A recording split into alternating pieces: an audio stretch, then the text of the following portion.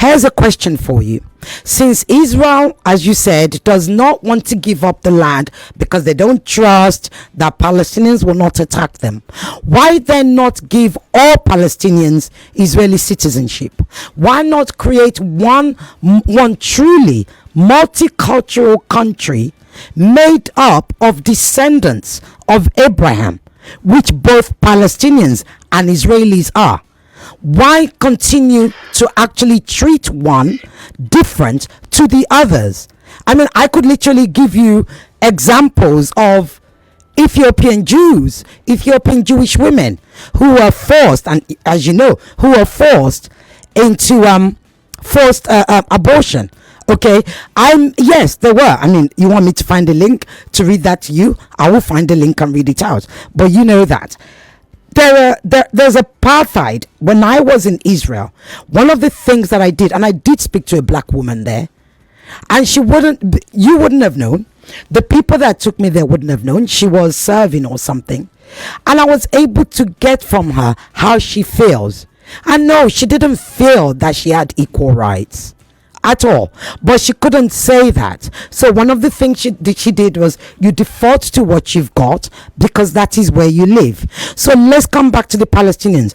If Israel truly wants peace, if Israel claims that Israel isn't an apartheid country, if Israel claims that they're not an occupier, Israel claims that the Palestinians are wanting 1948 but Israel is willing to give 1967, why doesn't Israel create one state solution with everybody equal rights like we have in South Africa? Sure. You raised two very interesting points. I'll address the first one. First of all, the Ethiopian population in Israel are cherished members of our society. Just a few years ago, the contestant that Israel sent to Eurovision was a wonderful Ethiopian Israeli singer called Eden Elena. A few years ago, Miss Israel was a beautiful Ethiopian Jewish woman, a friend of mine, Titi Aino. They've served in parliament. Do they, are they underprivileged? Absolutely. We have a long way to go to bring this community up in line with the national average. But they are absolutely treasured members of our community and part of the rich cultural fabric of our country. Now, as to your second question, Israel is based on the idea that the Jewish people, after thousands of years of being persecuted around the world, in all the many places where they were minorities, have a right to govern themselves. And they have a right to govern themselves in their ancestral homeland, in the place that we are originally from, the land of the Bible, the land of Israel, as it was known in antiquity. Because after thousands of years of persecution, we know that when we are a vulnerable minority at the hands of regimes that don't like Jews, it doesn't end well. And in the 20th century, it led to the Holocaust, the genocide of 6 million Jews at the hands of the Nazis and their accomplices. And the lesson that Israelis drew, the lesson that Jews drew, is that we need to take our fate into our own hands. We have a right to be the masters of our own destiny, to govern ourselves, to keep ourselves safe. Now, do you know what the most popular Palestinian party is? It's Hamas. If you're talking about a one-state solution, you are talking about a country in which Hamas would either sit in the parliament or form the government. What do you think would happen to me in a country in which the terrorist organization that burned families alive and committed acts of gang rape on October 7th is the government? What do you think would happen to me living under a fundamentalist Islamic regime that has much more... How is it? No, but Palestine... No, you've said that many times. But Palestine is a mixed religious country. You have society. You have Christians and you have Muslims. Till date, I've interviewed Christian Palestinians. I've interviewed Muslim Palestinians. None has spoken against each other. So when you keep saying that Palestine is a fundamentalist Muslim community, I think that is incorrect. Well, they certainly do have a very small Christian community. They're small because Israel also took out the Christian Palestinians when it kicked out the majority of Palestinians in 1948.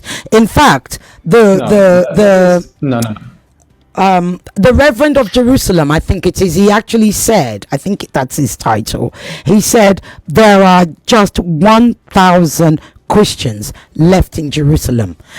Israel has a bill that's in the Knesset. That is definitely not true. Okay, what's true then? That is not true, but you've raised a number of very interesting points. First of all, it's true that the Palestinians have a small Christian minority, but it doesn't change the fact that Hamas and Fatah and Palestinian society alike don't believe that the Jewish people have a right to live and govern themselves in their ancestral homeland. They think that we're foreign occupiers or colonizers, and they deny our historic connections to our ancient homeland. Now, when you talk about a one-state solution, you're talking about a state that would have a Palestinian majority. And you are talking and hold on, say that again. In Israel now. Sorry, say that again. If we have a one-state solution, if you were to have one state between the river and the sea, it would be a state that would be majority Arab. What's wrong with that? The Jewish citizens of Israel, who are currently free members of a liberal democratic state, that with all its flaws is by far the freest and most liberal country for thousands of miles away, should be vulnerable minorities in the hands of a Palestinian movement that has made very clear that we have no right to live here at all. It would be a recipe for mass political violence against Jews and Israelis.